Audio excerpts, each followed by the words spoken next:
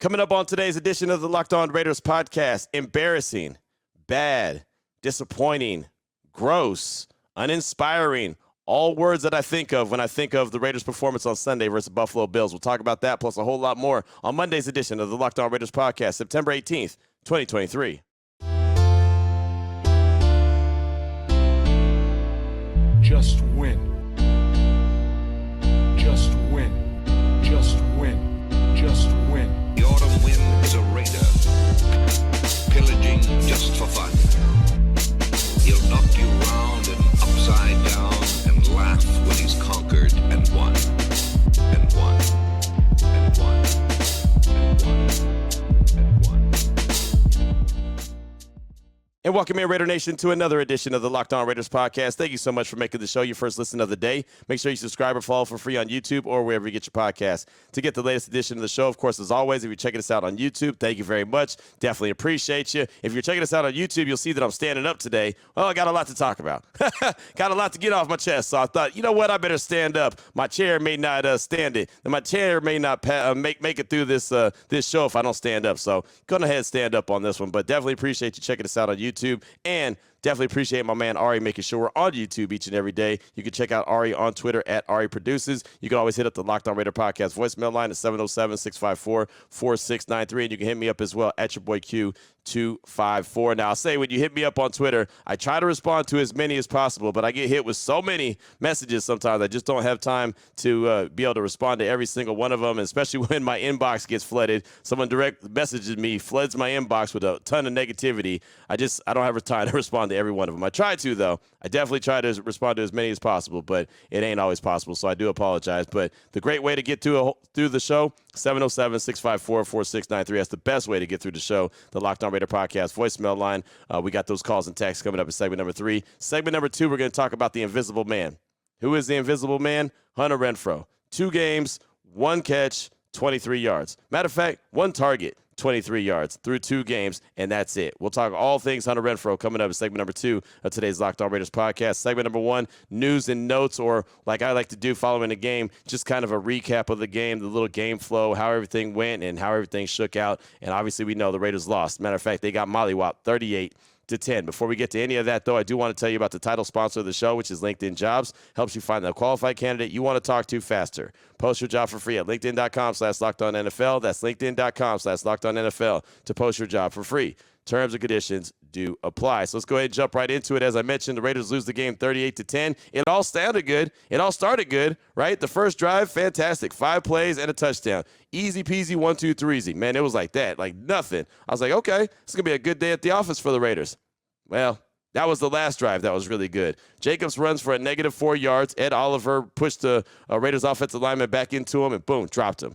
Thought, okay, well, that wasn't very good, but, you know, it can get better. Then the next play, Jacobs gets a 12-yard catch. Nice. Adams catches the next one for 17 yards and a first down. Trey Tucker, he was active. Got a nice jet sweep for 33 yards. Showed off that speed. Thought, okay, that's how you could use him. And they were already in scoring position. Then Adams gets a 16-yard touchdown catch. He had a good game. 6 catches, 84 yards and a touchdown. But he was in the game late and had to leave the game late as he was being evaluated for a concussion. I have no idea why he was still in the game at that point. It was garbage time. The Raiders weren't going to make a comeback, and you got to protect the guys that really you need moving forward. Davante Adams is that dude. You're already without Jacoby Myers. You sure can't afford to have Davante Adams out either, so that was bad. We don't know if he has a concussion or not. We do meet with Josh McDaniels a little bit later on this morning around 10:30, so we'll ask him that then, but unfortunate, again, with Jacoby Myers being out, he missed the game with the concussion, and then Davante leaving with what looked like concussion-like symptoms and was being evaluated for that. Word out of the locker room was that he looked like he was in good spirits and he was good to go. The media wasn't allowed to talk to him, but Jacoby Myers was also in the locker room following the Denver game and looked pretty good to go, and we know he missed the whole week. So hopefully all is good with Davante Adams. We'll start to get an update a little bit later on today. Outside of that, that was it. The rest of the game, the rest of the offensive possessions for the Silver and Black, nothing to write home about. Just a whole lot of nothing. I mean, to be honest, man, they weren't even really on the field that much in the second half. I think they had, 13 snaps? I think they might have played 13 snaps in the second half. right? But even in the first half, when they did have the ball, I mean, they get the ball back after causing not a 3-and-out, but they get the Bills to punt the ball. The Raiders get it back, and then boom, interception from Jimmy G. He had 2 interceptions. One was tipped on a screen pass attempt to Amir Abdullah. It gets tipped, and Terrell Bernard, the linebacker, comes down with the interception. He's a heck of a player coming out of Baylor. I remember him. I know him very well, as a matter of fact. He gets one, sets up the Bills' first touchdown. Boom, they tie the game up 7-7.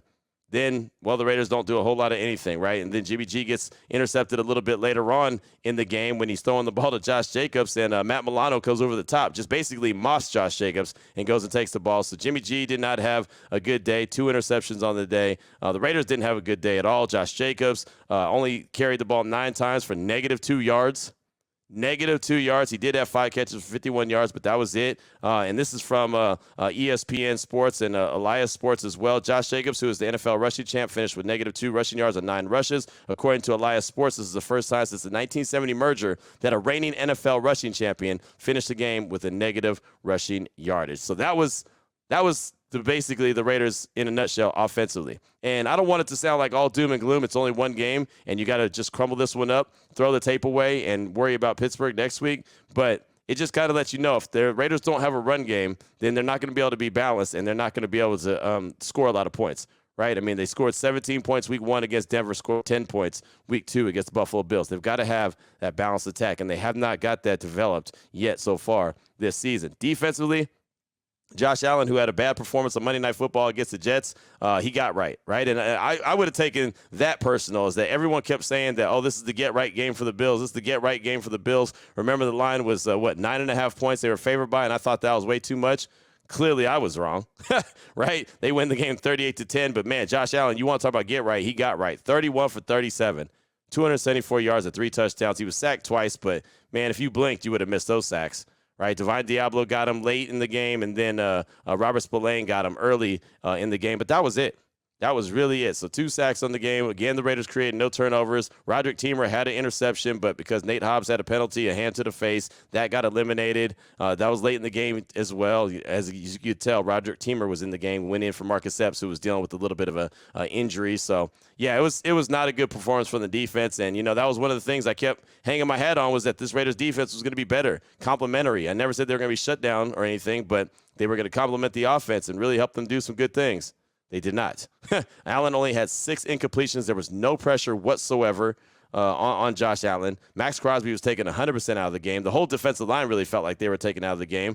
The Bills ran for 183 total yards. Latavius Murray, former Raider, he had a touchdown, right? I mean, he's still kicking. I'm happy for him that he's still doing his thing. Just don't like to see him do his thing against the Raiders. But, man, I mean, there was nothing that the Raiders did defensively that was inspiring. It really wasn't. And so Patrick Graham's got a lot of work to do, right? And it's funny, and I'm going to ask Coach McDaniels about this today. Patrick Graham, for the most part, is always on the sideline. He was in the booth calling the defensive plays on Sunday. So I'm trying to see if that's if they feel like he's better in the booth or what's the deal. But it feels like the time is kind of ticking on Patrick Graham. Like the way it's setting up with this defense, if it doesn't get turned around quick, fast, and hurry, and again, don't want to overreact to one game, just like I didn't overreact to one win that they had against Denver, it just feels like this is setting up for Patrick Graham to be the fall guy if this defense doesn't get better.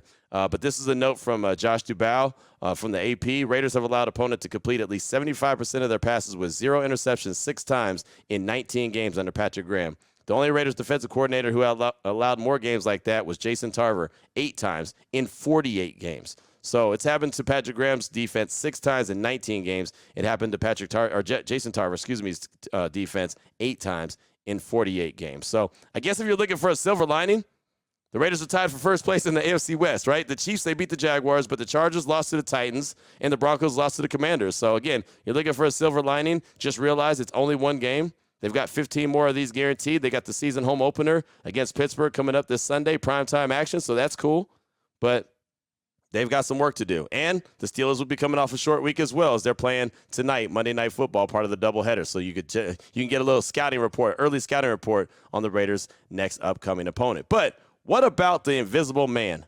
What about Hunter Renfrow? He's done a whole lot of nothing this season after having a stellar training camp as far as I'm concerned. We got to talk about Hunter Renfrow. We'll do that coming up in segment number 2 of today's Locked On Raiders podcast after I tell you about a couple great sponsors. And the first one is the title sponsor, LinkedIn Jobs. These days, every new potential hire can feel like a high-stakes wager for your small business. You want to be 100% certain that you have the right candidates for the job every time, right? That's why you have to check out LinkedIn Jobs. LinkedIn Jobs help you find the right people for your team faster and for free. All you got to do is create a free job post on LinkedIn Jobs. Then add your job and the purple hashtag hiring frame to your LinkedIn profile. That spreads the word that you're hiring. They got simple tools like screening questions, make it easy to focus on candidates with just the right skills and experience so you can quickly prioritize who you'd like to interview and who you'd like to hire. LinkedIn Jobs helps you find the qualified candidate you want to talk to faster. Again, post your job for free at linkedin.com/LockedOnNFL. That's linkedin.com/LockedOnNFL to post your job for free.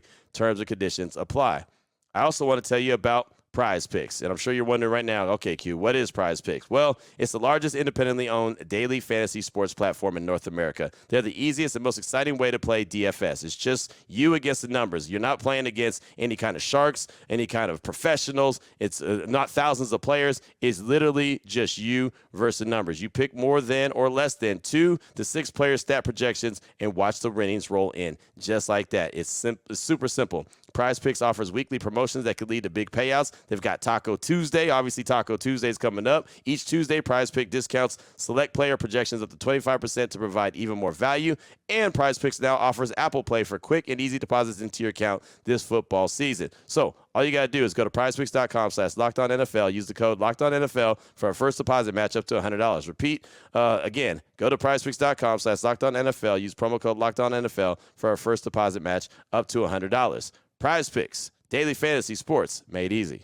All right, Raider Nation, here we go. Segment number 2 of today's Locked On Raiders podcast. Want to talk about the invisible man here. The invisible man is one Hunter Renfrow.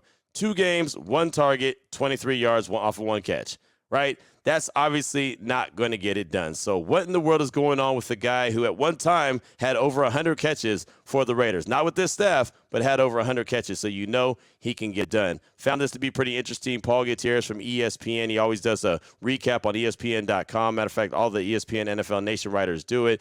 So like the Buffalo Bills writer had her piece on it, and then Paul had his piece on the Raiders side of things. But I found what he had to say about Hunter pretty interesting. What is going on with Hunter Renfrow? And he said, a week after not getting a single target for the first time in his career, Renfrow was again an invisible man. The 2021 Pro Bowler, who caught 103 passes that season, was not targeted by new quarterback Jimmy Garoppolo until there were less than 4 minutes to play. There were at least a few other occasions on which Renfrow was running free, but Garoppolo did not see him.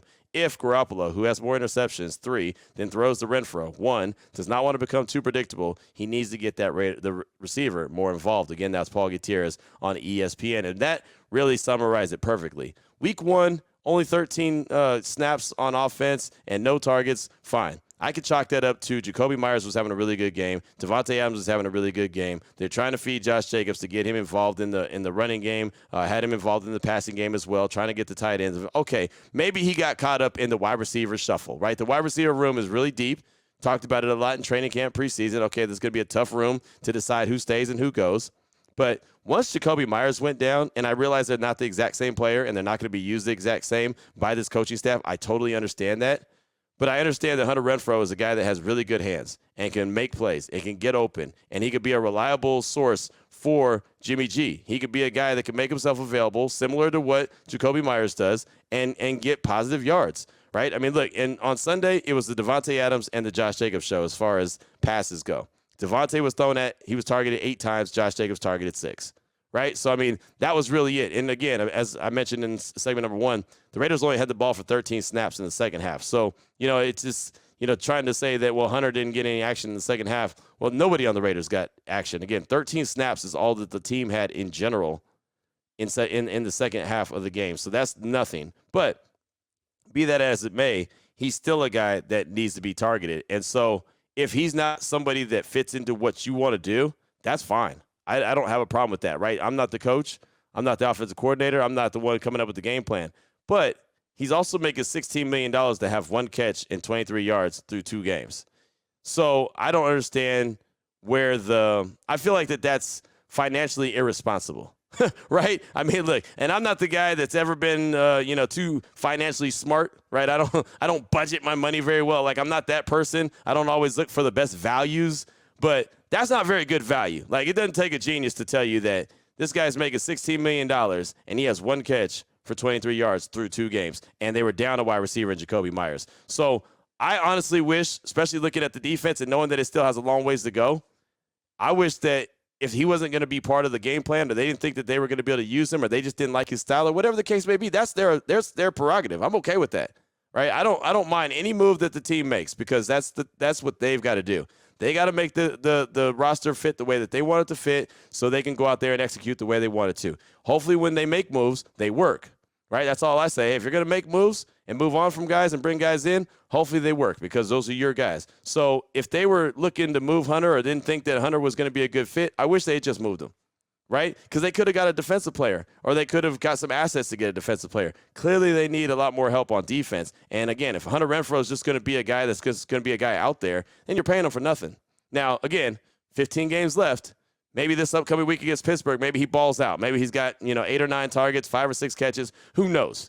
But so far through 2 games, it really looks like Hunter Renfrow has been phased out of the offense, to be 100% honest. And again, it could change. So I don't want anyone to think that I'm trying to overreact to it and sky is falling, this, that, and the other. None of that. But we all know that Hunter Renfrow didn't live up to what the Raiders expected last year. A lot of that had to do with injury. He worked his tail off in training camp. He really did. And I'm thinking back, I'm trying to remember, okay, so he looked so good in training camp and everybody was talking about him. Were they trying to generate interest from a team? And really he was featured a lot against the 49ers in training camp when they had those joint practices. Were they trying to get interest from the Niners to possibly make a trade? Like, everything's going through my mind, because I'm trying to figure it out so it makes sense. And right now it doesn't make sense. Now, like I said, with only having 13 snaps in the second half, maybe it would have been different if they had actually, 4 or 5 possessions and actually had the ball for quite a while. I mean, they had the ball for like 2 minutes, 2 minutes, 3 minutes. Like, it was not good, right? 4 plays here, 4 plays there, 5 plays there. That's basically what it was, right? It just, like I said, it wasn't enough. And the Bills did a hell of a job of keeping the offense off the field. And then when the offense did get on the field, they turned the ball over real quick, fast, and hurry, and gave it back to Buffalo. But they've got to make a decision on Hunter Renfrow. Like I said, if they don't see him as a long-term solution, or a long-time player in this offense, then fine. Just make the decision to pull the trigger and get something on him, right? And I don't know, maybe it's his contract why nobody wants to trade for him, but we'll see what happens this upcoming week. He's going to be definitely a guy that I focus in on, especially if Jacoby Myers is not back. Who knows if Devontae is going to be out there? Could you imagine not having Jacoby or Devontae? And then they still not target Hunter? Like, come on, something's got to give. So again, I don't think that, I don't want to overreact. Like, I'm trying to make sure I'm very careful with what I say. I don't want to overreact or make it sound like, Hunter is not liked by the staff. I mean, they've talked highly about him. Jimmy Garoppolo's talked about getting him involved, and he's a hell of a player. But for some reason, he's not seeing him. He's not on the same page with him yet. When he checks down, which he's very comfortable checking down, he'll check down to Josh Jacobs. Or he'll look to check down to whatever running back is out there. Hell, even Zamir White had a catch in week 1, right? And Zamir White don't catch hardly anything, right? But he had a pass catch in week 1. So just like to see Hunter Renfrow involved more. I think he should be involved more. He's getting paid to be involved more, and he's just not there just yet. So at some point, you got to get something out of him. I know they have other weapons, DeAndre Carter, Trey Tucker, Devontae Adams, Jacoby Myers. I get that. But especially when you're down a guy, then that's when the next guy, that's the whole beauty of having depth as far as the wide receiver room goes. And that's what they had. They had 11 guys in training camp that were all competing for a handful of spots, just like the cornerback position. And believe me, we'll get to talking about the defense, and we'll get to talking about where they need all the help they can get later on this week. Matter of fact, probably coming up tomorrow, we'll talk about the defense in more detail. But just again, Hunter not getting hardly anything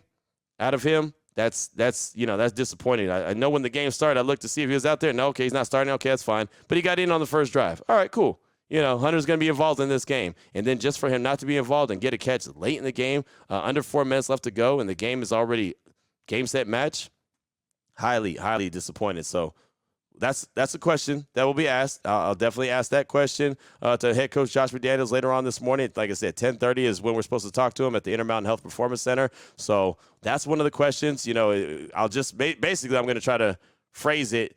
Are you disappointed that Hunter Renfrow hasn't been more involved through 2 games, right? Because if I just ask the question of how come Jimmy's not getting the ball to Hunter, and he's going to just basically shut that question down. So you got to be strategic when you ask these questions if you want to get a good answer. So I'll just ask him if he's disappointed or something like that. We'll word it something like that. And then obviously we got to talk about the defense as well. But that's for Patrick Graham. Patrick Graham sitting in the booth. That'll be the other question that I make sure to ask head coach Josh McDaniels about later on this morning. But that's all I got.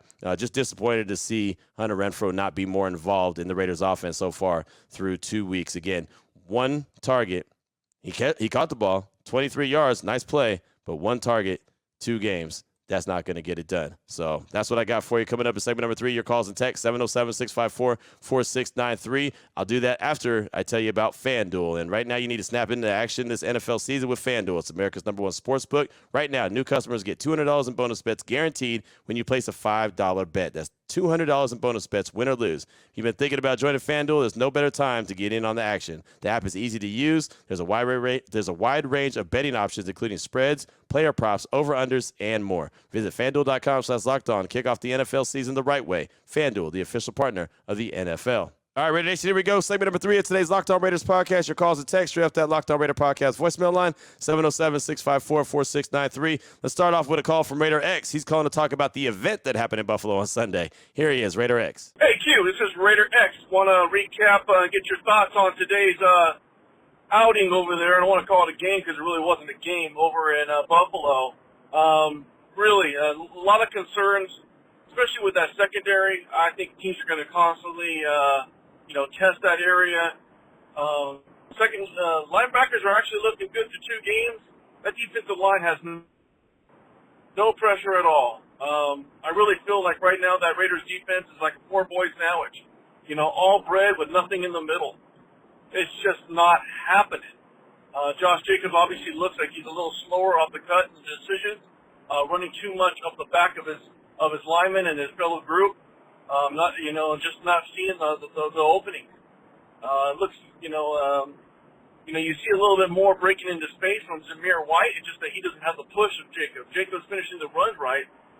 It's just a little bit concerning. And then, the play, no adjustments, just no adjustments on that second half of trying to get, a little bit, spread that offense a little bit more. I know it's hard to do because you need to protect and you can't make it too wide because they're coming in, like a leaky shower head. They're coming in right at you. And they just got to get rid of that ball quicker and get it out. Because obviously they can't throw it over the top. Either Jimmy G's got to release that ball earlier to give his chance for his guys to get under it, because when he truly tries to throw that deep ball, it just floats. And our guys have to stop and come back, so we really can't get that over-the-top speed and really take advantage of those long speeds. Maybe if it's a 15 to 20 yard breakaway and then he throws it about 30 yards, okay, we got that, 30, 40 yards. But really trying to throw downfield, no. We need some adjustments, and we need them quick. Hopefully when they get back to Vegas, we're going to see a change. I look for the change. I really need the change. They got to come back and think about what they've done all damn year, and you really don't want to waste it. I know it's really early in the season, but this is when the momentum kicks. You're still up there at the top of the division. Let's make it happen, man. I really want to get your thoughts on this. This is Raider X out. Thank you for the call, my man. I appreciate you. And the running game being non-existent, that's a major issue offensively.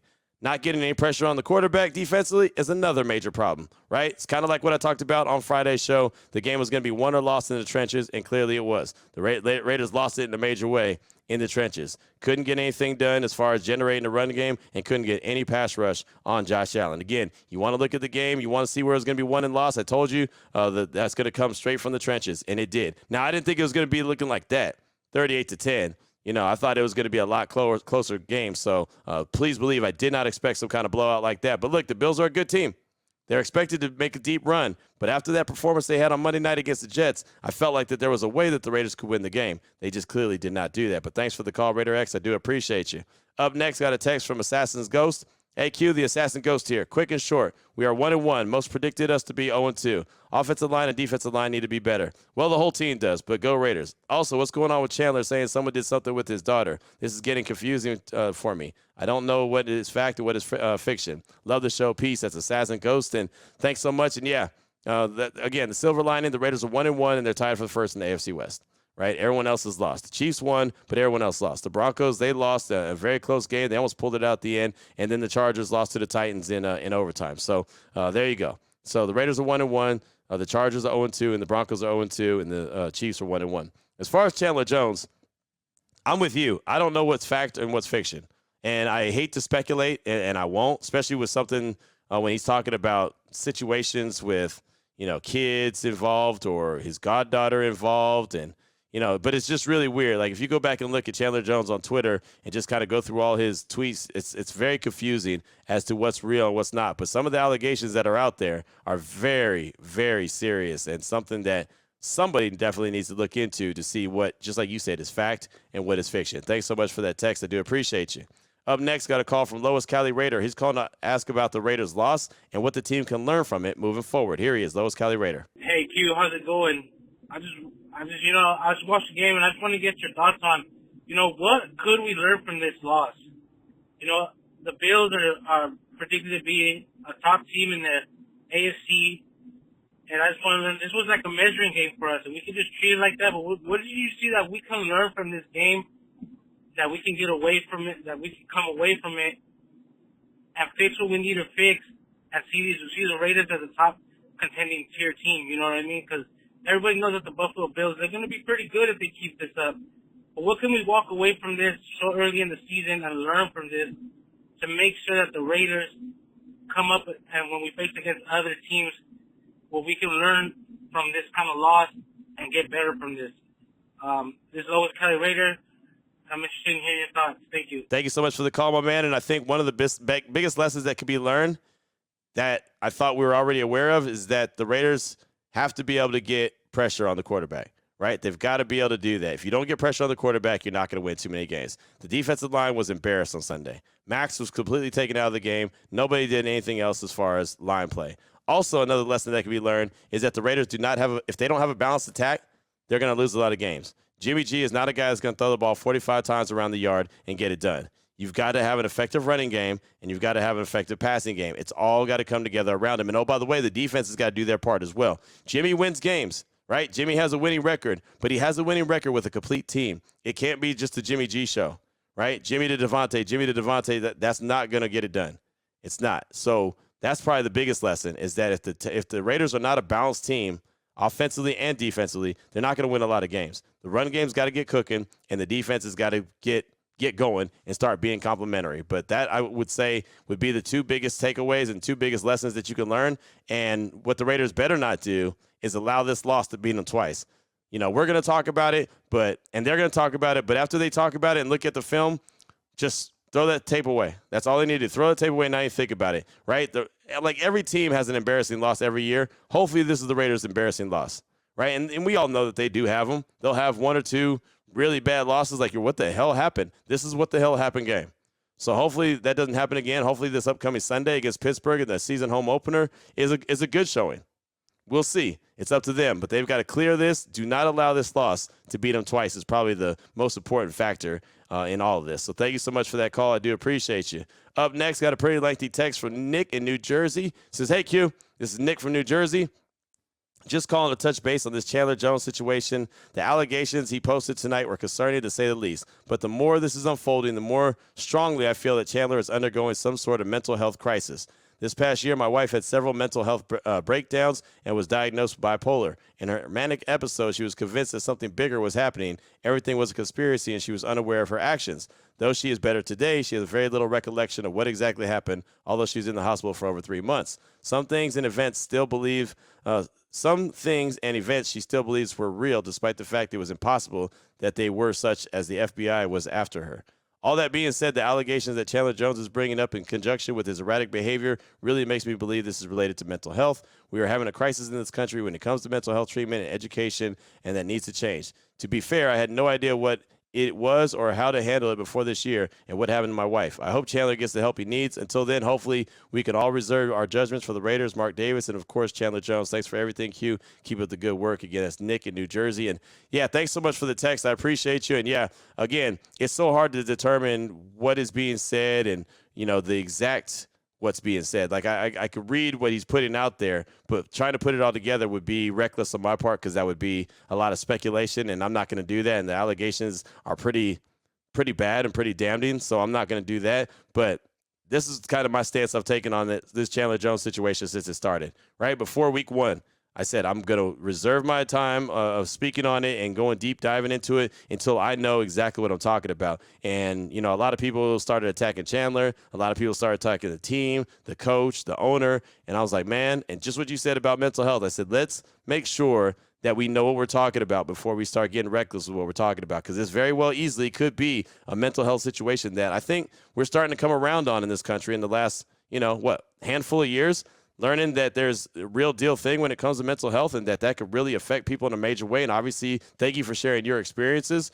You've experienced it firsthand. So that's why I haven't been on this show or the radio or any other show that I do and have talked bad about Chandler Jones or the Raiders, the ownership, anybody, because, again, I don't know enough about this situation to give a real strong opinion or strong take on it. And I'm not going to just sit here and point fingers and rush to judge in a case that could very well be something terribly seriously going on with Chandler Jones. And, it's just it's a scary situation. Let's put it like this. I've had so many people text me and tweet me and, hey, what's going on? Man, your guess is as good as mine. And once we find out, then we'll speak on it. And hopefully, Chandler Jones is in an okay position, okay state of mind. I'm hoping that he's not going through anything too tough. But, again, with all those cryptic tweets and messages and what he's saying on Twitter, and I'll keep my mouth shut if I can only play football. Like, there's just a lot of weird stuff going on. So that's why I've held the same stance from the very beginning of this situation. It's not going to change. Not going to change at all. I'm going to make sure that before I'm ever going to start talking about it, I have to know all the facts of what's going on. So thank you so much for that. I do appreciate you. We'll close out with this call from Nathan Glass from Cali. Remember, he's not a Raider fan. Matter of fact, he's a Steeler fan. Steelers play the Raiders on Sunday at Allegiant Stadium. Sunday Night Football is going to be their home opener. He's calling to talk about the loss, and he's actually trying to be the voice of reason for Raider Nation. So we'll close out with this. Nathan Glass from Cali. Hey, Q. Nathan Glass from California. Just commenting on the Raiders versus Bills game. Tough loss. You guys were in it early. The Bills, man, that's a well-oiled machine over there, man. They're a tough team. Nothing to say to bow your heads down, Raider Nation, at all. They're a consistent 13 a win season team, man. So there's nothing to hang your hats down at all. It'll get better. It was their opener. They felt embarrassed by, what happened with the Jets. So they came out with a chip on their shoulder, man. It happens, but it's a long season. We got 15 more games to go. So, just, swallow this one, move on, and, get ready for your opener against my Steelers. And we'll just go from there, man. Like I say, nothing to hang your heads at. It happens, So talk to you later this week, Q, and have a good one. Thank you for the call, my man. And, yeah, I mean, you're right. The Bills are a tough team, right? But I sure did think, and maybe this is my fault for thinking, I sure did think that the Raiders would put up a better performance than that, right? As I was saying with Joe Marino from Locked On Bills, okay, the Raiders will lose a game. I predicted them to lose, but I thought, okay, 3 or 4 points. It's going to be a close one. They're going to show a lot of fight, and there was no fight, right? They had the first opening drive that was really good, went down on 5 plays, scored a touchdown, and that was over. Only got a Daniel Carlson field goal the rest of the game. And the Bills put up 38 points. They could have put up more, right? For the most part, they just salted out the clock at the end, but they could have put up more points if they wanted to. So, yeah, again, you don't want to overreact. You realize that there's still 15 games. I'm glad that they got that ugly game out of their way, right? They start out the season on the road, the first 2 games. They're coming back home. So, maybe things can get turned around this Sunday against Pittsburgh. But that's all you can do. You can only play these games 1 week at a time, and that's what the Raiders, that's what they have to do. So get this one out of your mind, throw away the tape on this one, and get ready for Pittsburgh. That's all you could really do. But thanks, Nate, for the call, and we'll see how this game goes Sunday night at Allegiant Stadium. But that's all I got for you on today's show. Thanks for tuning in. I know it was probably painful to relive the game. I know it's pretty painful just to talk about the game as far as I'm concerned, but that's what we do around here. So coming up tomorrow, we'll continue to kind of talk about this game. We'll focus in on the defense as well. We'll have some news and notes. Again, head coach Josh McDaniels talks this morning around 10:30, so we'll ask him some questions about the game and certain players in this game as well. And hopefully we get some really good answers from him about what happened in Buffalo. 38-10, the Raiders dropped to 1-1 on the season after that loss to the Buffalo Bills. So until tomorrow, Raider Nation, take care of yourself, take care of your family, love on your family. Most importantly, as always, just win, baby.